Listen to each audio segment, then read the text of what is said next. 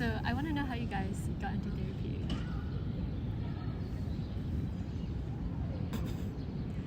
I started in like 2022 in the spring, but it was so I would prevent myself from committing suicide. I was like on and off with therapy since 2019. Like I was just on and off. And I guess like what made it really consistent was that like my anxiety just got too much and it was a lot to deal with day to day.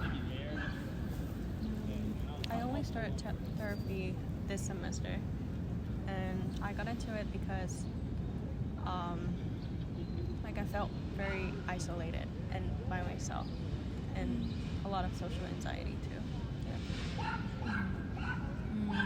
I got into therapy when I was, I think, 15, and I went on and off because I think the therapist I met didn't understand me. It was a white therapist who would tie any and every problem to my parents, even if it was, oh, my grades. I would be like, yeah, it's your parents. Like, and it felt like the person was trying to diagnose me constantly, even though they weren't putting a name, and they discredited my experience because I was young. So I would stop going to therapy, but then eventually kept on looking, and I found someone that I really resonated with in high school. And when I came to college, I was back in that search to find for someone who I can feel understood by. Do you like your therapist now? Yeah, I am in love with my therapist. I think like finding a good therapist is like finding a good husband. Even better, honestly, because they can heal you. Their sole purpose is to heal you. So I love it. Yeah, and she's a Barnard alum. Oh my god, I love Barnard alums. Is she also white? She's also white, but I've never felt like that she didn't understand me. Yeah.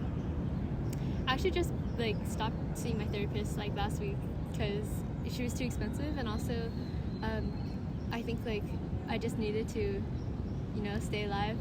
Yeah. And I think I would work better with relational therapy because mine was very professional, which did help in some ways. But Wait, what do you mean they were professional? she was it's like the distance as like a therapist and patient is like very clear, and I think that's totally fine philosophy to have as a therapist. But I think I'd rather have someone who would be more not natural.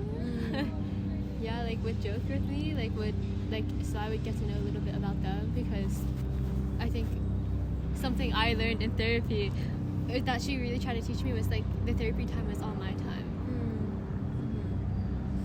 But that's not natural for me. I get that. It's like, also you're paying for every minute, Yeah, right? I'm paying for every minute. And even if it's your insurance, it's like when you grow older, you're not gonna have your insurance pay for it anymore. It'll come out of your paycheck. So it is your time. Yeah. I think when I go into therapy, it's very much like military mode. Like, I'm like, hi, how are you? I didn't even ask how are you. I'm just like, let's get to it, right? Because I'm like afraid of being rejected by the therapist, by being like, oh, I can't tell you about myself, right? So I'm like, I'm not even gonna bother asking about you. But it does feel unnatural. Yeah. It feels so unnatural. Yeah. What about you guys? Like, I know for you it's at Barnard, right? And then you recently transitioned away from Barnard. So are they very professional, or? They're helpful, but I do wish like for the same thing, like having the interaction, like not just about myself. I do enjoy speaking about myself, but then yeah, just a little. But I do hope for like more like a natural interaction. I think mine would have to be pretty natural. I feel like, to me at least, like it's very like, how are you? Are you doing? I'm good. And then it's like go straight to like, how has your week been? And then that's when that's like my cue to talk about like what has been bothering me. So it's not bad, but I think like something I learned was that I think like it was in addition to like, you know, that therapy time is me time, I feel like not only that I'm taking up space for just a small time, it's also just like validating what I'm saying. I think she's just very understanding because like I think I'm crazy, but she's like, I mean, just a little kidding. She's not crazy. unvalidating unvalidating my emotions right now. This is why I need a therapist. Just kidding. But I feel like through like some sessions already, like I've learned that like I invalidate myself a lot, and I understand. and it shows through talking with her too. I feel like some therapists, at least this therapist that I have, she takes validation to an extra mile, which is that she feels the emotions that I'm feeling. So if I'm like angry at someone and I'm like, I can't believe Columbia won't give me money to go to grad school, she will be like riled up. rallies. Yeah, and you could see that she's angry. She's like, I can't believe they won't. Like, and it doesn't feel fake. Yeah. It feels like she's really feeling it. And if I'm like really like sad and crying and heartbroken, like you can tell like in her face like she's really also sad.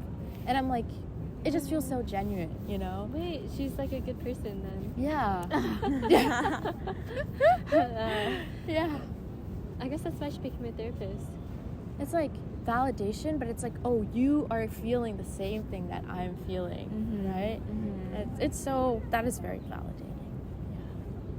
Yeah, I think like I noticed that I think when I would talk about my values with my therapist, or like things that the conclusions I came to, she would agree with those values. Like, so one of mine was, what should I say here? One of the things that I was working towards was like feeling constantly like people weren't paying things forward, or like working harder so that the future would be secure for other people, and like that's just how it works. Like, you know, the game is play forward and not back. But certain people would not like put in the effort to make things better for the people after them.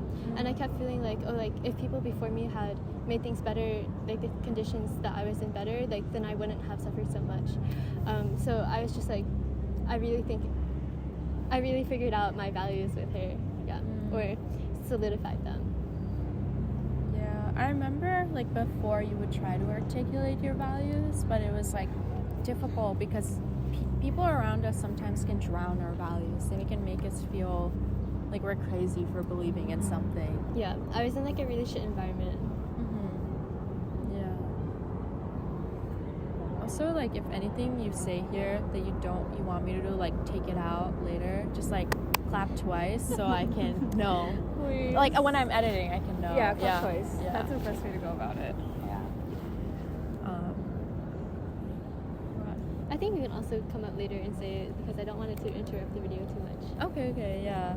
I was wondering, like, I think a lot of therapy is focused on, like, your life now. Like, you mentioned, oh, what has been going on in your mind, in your heart, like, that week. But do you feel like you guys have kind of moved to your childhood during your sessions and, like, saw how that's affecting us, like, now?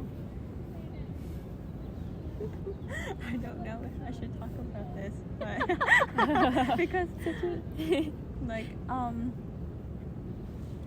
because remember I told you like my therapist was like, okay, don't talk past your childhood because that's like when you open the box, like everything was filled out. So she recommended me to go to a long-term one to talk that through. So, but that's my childhood one. So I didn't. Yeah, I didn't really talk about childhood. I see. Also because I'm away from my family, so. Right. That's mostly because it was like therapists within the institution, right? Yeah, it's that's like one short-term. limitation. Yeah. I don't know if you.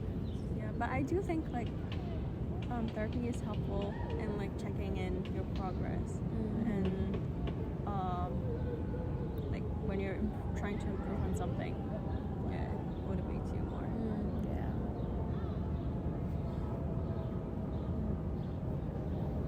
I feel like like for me, thinking back to my childhood has been the most helpful. And I know that's not something accessible to you just yet, but it will be soon when you change your therapist. Because it made me realize why am I the way I am today. Like, as you guys know, that I had like severe like anxiety and I didn't know where I was coming from. And during therapy, I learned that a lot of it is because that's how my mom projected her anxiety to me. And she's an incredible woman, but she was always like, oh my God, don't go near water. You're going to slip and fall and die. Don't like go near a dog. You're going to get dog babies. Like, she had the craziest myths, right? And it's like anything and everything was dangerous. So how can you live your life as a sane person when everything around you can kill you, right? So I think I struggled a lot in school because in the classroom I felt like petrified to be there. So how can I learn if I'm afraid of dying every 2 seconds, you know? So, Yeah, I think your mom fucked with your common sense. yeah. Yeah. Or sense Yeah. of safety too. But that's the thing, right? We believe it because it helps us. Like, my mom and I, we grew up in Bangladesh where like people are getting killed every second. People are coming to your house and like not just killing you, but brutally killing you. Like killing you and then chopping you up into pieces and putting you in a bag type of brutality. And it's like happening to our neighbors. So I get that why she wants to protect me, right? And that protected me a lot. Like if I didn't believe her, if I didn't live that way, I would have probably gotten myself into some sort of trouble, right? Kids were getting kidnapped all the time. But I think like now, point of therapy is to realize why I don't need to be so anxious anymore. Why that doesn't serve me. Because we are in a slightly safer place than what I grew up with, right?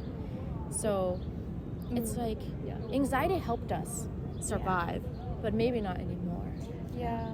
Like, oh, sorry, here you no, go. you're good. But it worked in Bangladesh, but America is like a different environment. Yeah. So it's But like even in America, I grew up by myself, right? Like my mom wasn't there, my dad wasn't there. So like, her, whatever she was saying wasn't applicable to your experience. right, yeah.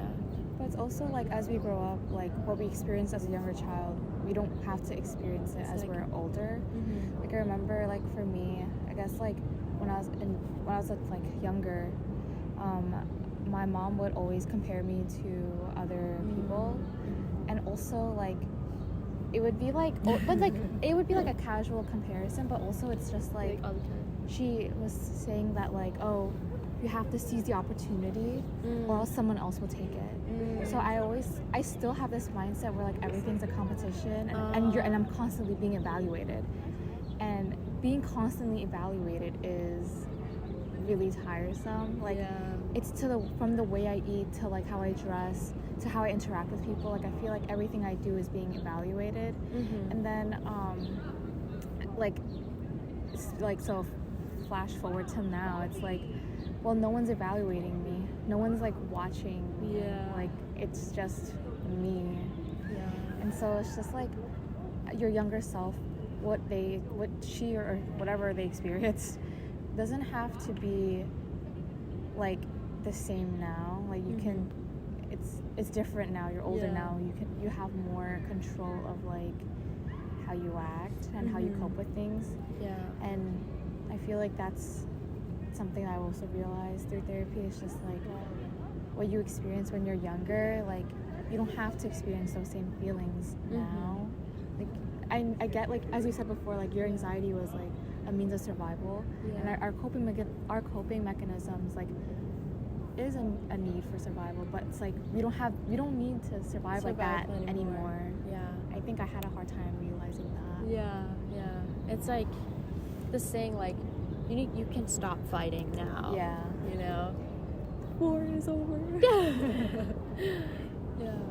I think I read things online where it's like if you grow up in an environment that's unstable, like you're gonna think that an unstable environment is what makes you safe, because that's like what you're used to. So it's not saying anything about you, but it was like, why do we feel comfort in returning to like similar situations where we're like putting ourselves down, etc. But that's just because like that's how we grew up. Right. Yeah. Do you feel like sometimes your friends can be like not a therapist, but someone who can like heal your heart a little bit in some ways? Yeah. Yes. Yeah. Definitely. Heart circle. A heart within a heart. Oh my god. Yeah. I think I wouldn't have made it through if like I didn't call you at some times and I was like, here's what's happening in my life. Because I think you're very validating and you like try to understand people for who they are.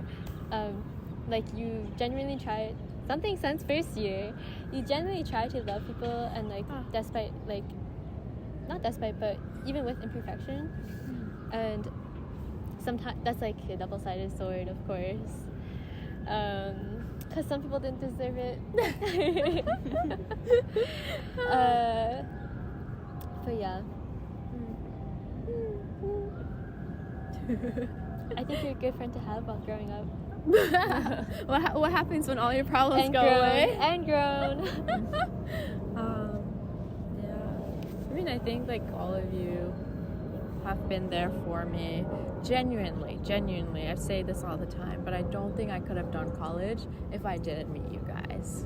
Like, whew, gap year over gap year. Hey. Even though I feel like I'm taught not to ever do that, like, oh, you must start and finish your education, it would have been devastating without like friends who I can like talk to for hours about what's going on in life and feel validated.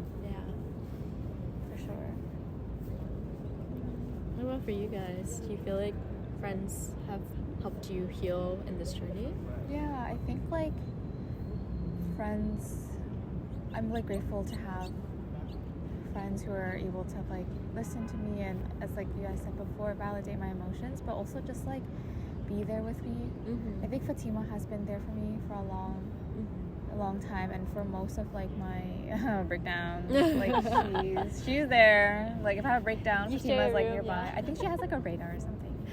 I don't know, but she kind of like understands when to give me space, when to come in, and I think like having that friend is such a I wouldn't say a privilege, but it's definitely something that's rare. And I'm really grateful for not just Fatima, but also just like, you know, you guys around me and like the sweet, my friends, Aisha, Diba. You're not here, but Shout out to you. And like I have so many people around me who are willing to listen to what I say and are willing to also just be like catered to my needs. Like if I need someone to listen, they'll listen. If I need someone to give advice, they'll give advice. So Yeah. I feel like a lot of friendship, like genuine friendship, is like taking the time to understand the person, which takes time. It takes a lot of trial and error, a lot of like little mismatches until like you get, you know, like it's not always, but I think like it's like you observe your friends and you're like, does this person need someone to listen to? Do they need someone to tell like you're stupid, like knock out of it? Which, thank you. All of you guys have done that for me. oh yeah. Yeah. I think you've also done it to me too. We're still friends, but I think like I realized that information that people were giving me with how they were treating me was like, I just said information, but the way people were treating me was also information for that friendship. And I think like I've definitely put some distance between myself and a lot of people who were okay with like not communicating with me or like treating me a certain way. And I don't think like, I think there's like some sayings where, what's it called? You see how people are when like you most need it. And I definitely saw like so many people treat me badly when I most needed it. So I was like, oh, okay, that's like not the type of friendship I value or I'm looking for. And it's sad that the people that I thought I would find that in like just don't have those qualities. It's definitely sad, but I think like my heart is elsewhere.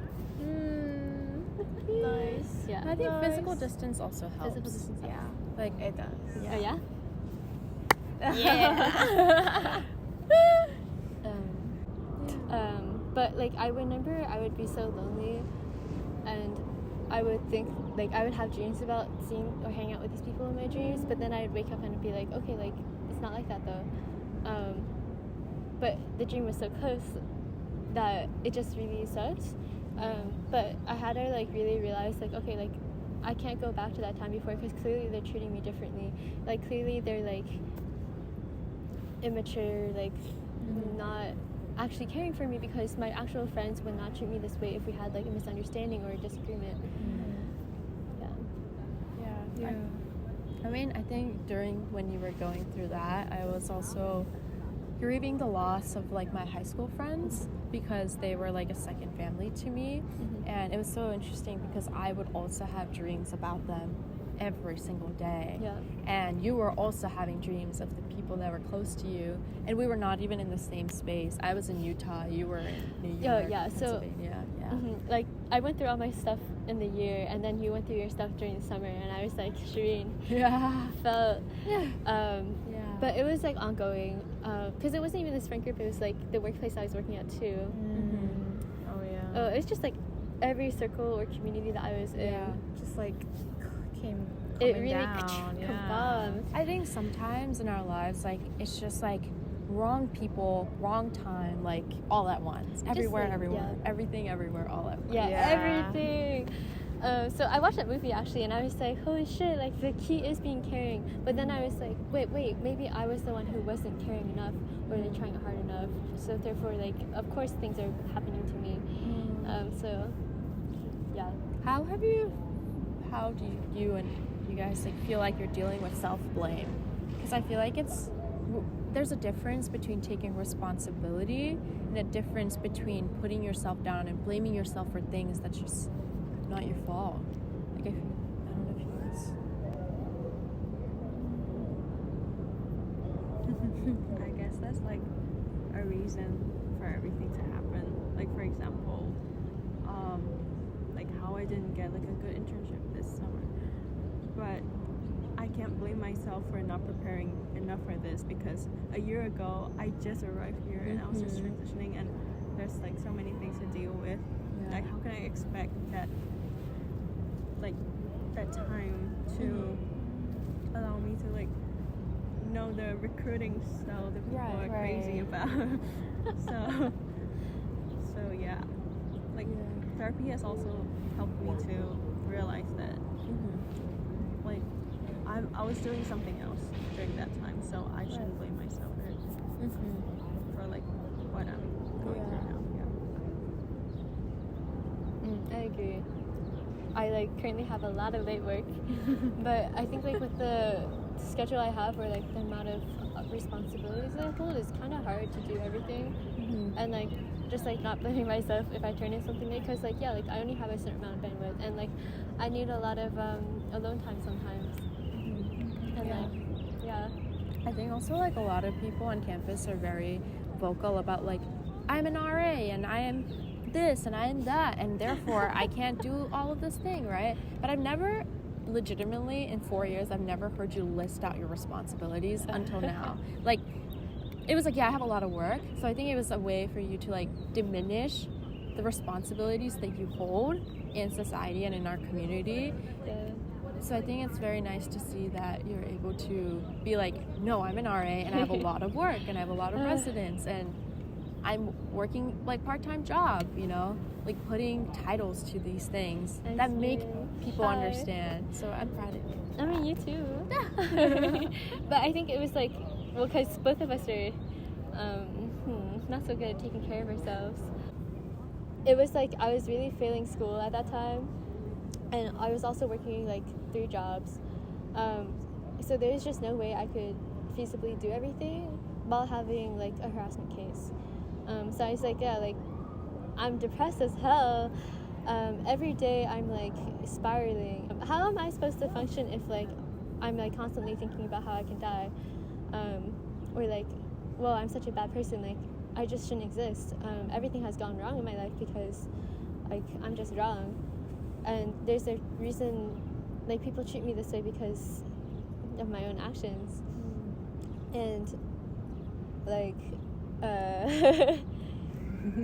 Like, you telling me I'm gonna do computational linear algebra, like all cheery like and turning shit in? It's a miracle I even passed. I got B+ in that class. Damn. But I had to register with CARDS, the Disability Accommodations Office, and like immediately after, like I met my therapist like 3 weeks before I registered, and like immediately like they wrote a letter, and then I got registered for depression as a disability because it was just so debilitating at that time. And I was just not doing well. And I think there's like no reasonable person could really do well under those conditions, I think. And like I'm not like the strongest or like remarkable at all. So yeah. I would like to say you are very strong and very remarkable. I just say I had my wits about me and I knew campus resources. Boom, I'd be filing housing reports. So it was just like constant sighs of people blaming me for things. Do you feel like therapy was able to help you at all with navigating that? Yeah, it did. It took me like a full year though. I was really mad that I was still extremely depressed in the summer. I was still very depressed in the fall. And like only after this spring break I think like did my mind clear. And I was like, oh, like I'm actually not super sad and like paralyzed. I felt that. Proud of you. You can cut some of that. Yeah, I will. I'm proud. Yeah, but my depression has always been situational, and I think that is what causes it too. I think also not having people who believe in you, people who always see the worst, attempt to turn the good in you into the worst of you, Oh yeah. makes it so debilitating, right? The way people think that any type of communication is like confrontational. Yeah. Or like I had people call me like unhealthy reactions to like say that I have unhealthy reactions to things and like call me toxic because I would even bring things up. I guess like I actually still going through it. Situational. Constant journey. I feel like self-blame is something I constantly always do because I feel like you can always blame yourself but not blame other people. So it's just like Which means really you're a good person. It's really hard to like see past like that whatever you do is okay and that I'm not doing something wrong all the time. Cause like literally yesterday there's this girl behind me. Oh my god. Yesterday? Yeah, like not yesterday, but 2 days ago, I was taking grad pics for someone, and like someone behind me was like, "You're taking too long. Like it's been 30 minutes," and I literally was about to cry right there. And I was like, "Oh my god, no!" Sometimes people are so And I was mean like, and uncalled. "Oh, am I taking too much space? Like, am I not being considerate of other people?" Some people are bitches. So it was just like, yeah, I was kind of sad. Like that's like one of those instances where I was just like going down like a rabbit hole because I was just like after that thought, I just became so self-conscious of my work and of myself, and then just kept on going downhill from there. And I was like, okay, thank you. But yeah, it's hard to. I guess I'm still struggling with it. Yeah. How did you like stop or attempt not to blame yourself? Well, I've been trying to find out who it is. I talked to you guys about it. But I also like Tasneem actually. She was like, "Do you want to go outside and take photos?" And I was like, "Yeah, sure."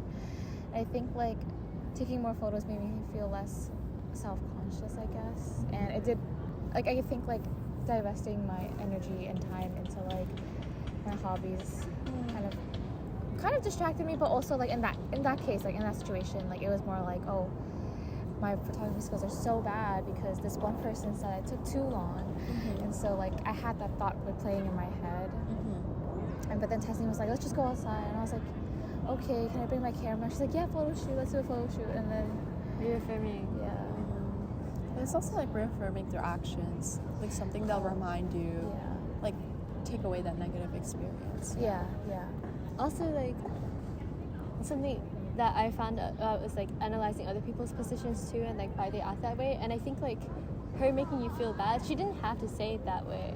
She could have been a lot nicer about it, and like there's ways to communicate like, hey, I want to take my photo without being like a little insulting.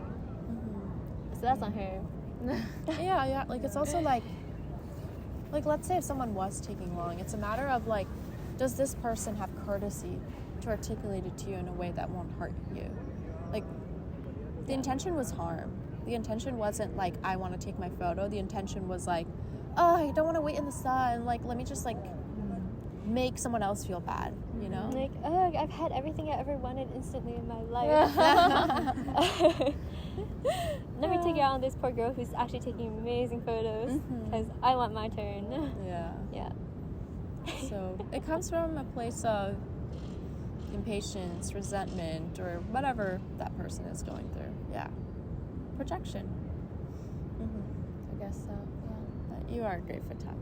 Photo catcher Amy. Photo catcher Amy, go. Growing up, I also value my family's opinion a lot.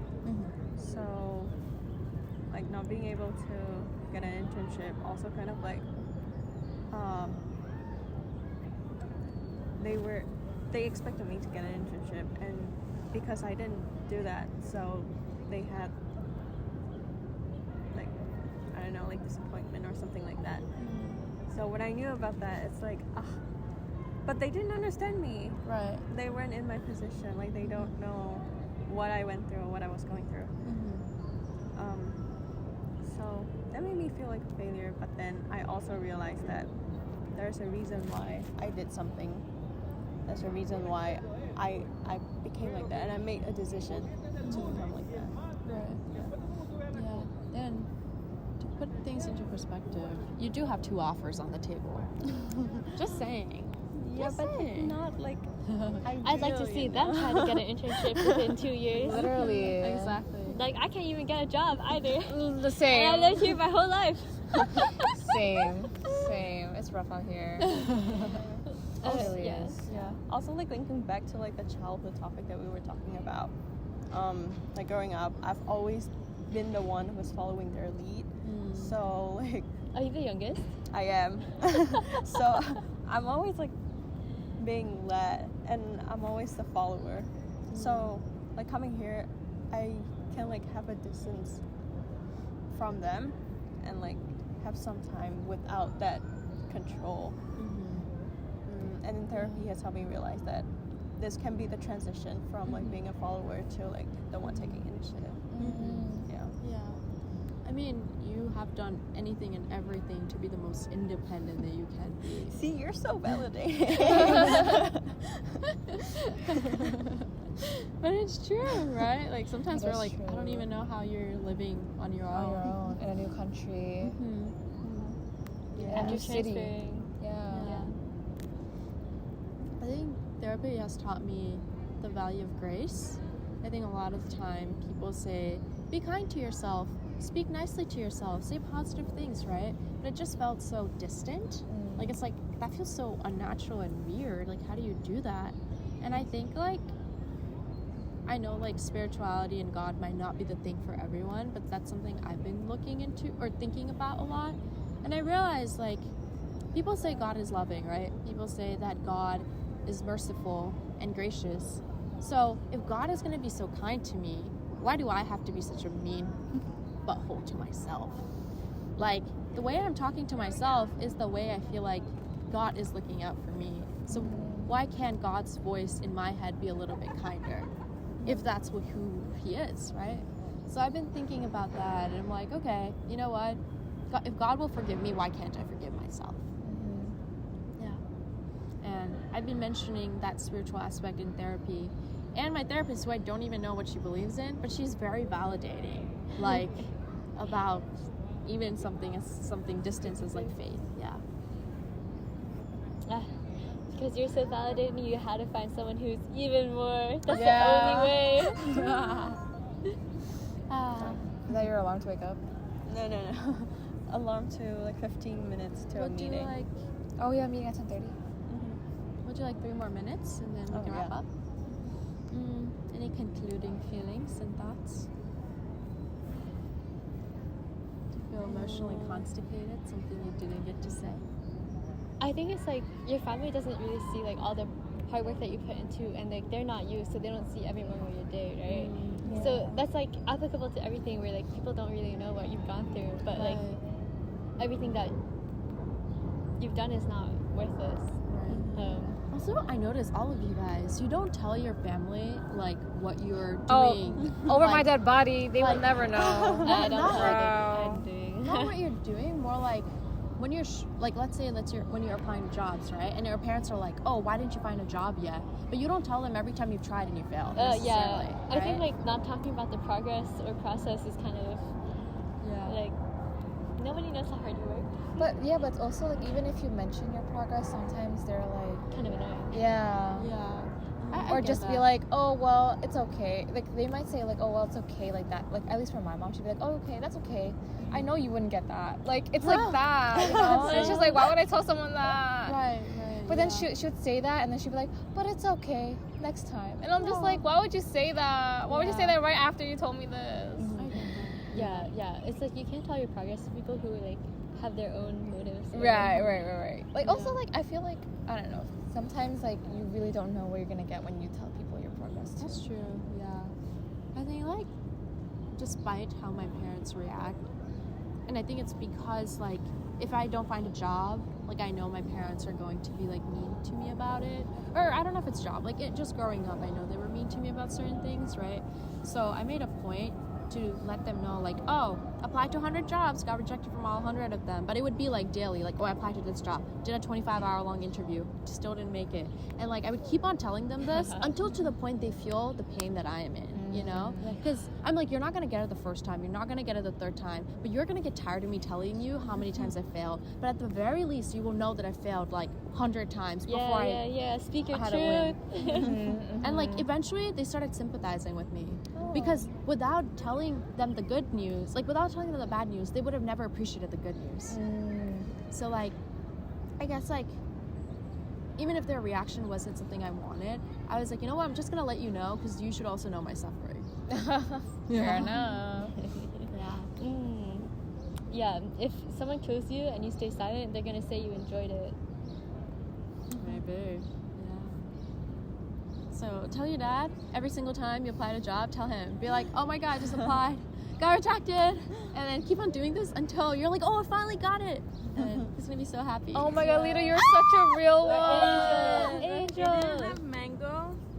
The green one's pretty good. The green one, I think the green But one's I got this. Try to. Last remark. Amy, biggest lesson you learned in college? college. Yes. And And something you want to tell to someone who's like desperately struggling. Not just college, but with life, with emotions. it's okay to take things day by day, Hour by hour, minute by minute. minute by minute. It's okay. Sometimes you can't just see the future. You just have to focus just what you're doing next. Like in the next 10 minutes. It could be like that. Christina, what's the question?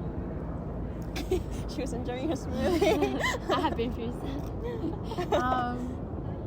What's something you learned in college, could be through therapy or not, that you would like someone else to know about who's desperately struggling?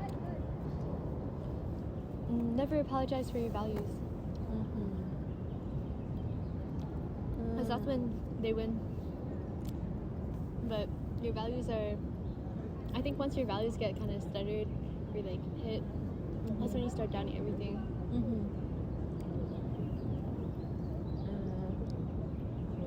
Sometimes it's okay to like take it slow and take a nap first. Yeah, you Before love anything. napping. Yeah. And look at the big picture. Yeah. What is the big picture? Like it will end up okay if you don't do certain things. If like in 10 years you will still be the same. That's all right. I needed to hear that. Thank you. Yeah. You? Advocate for yourself. Advocate for the people you care about.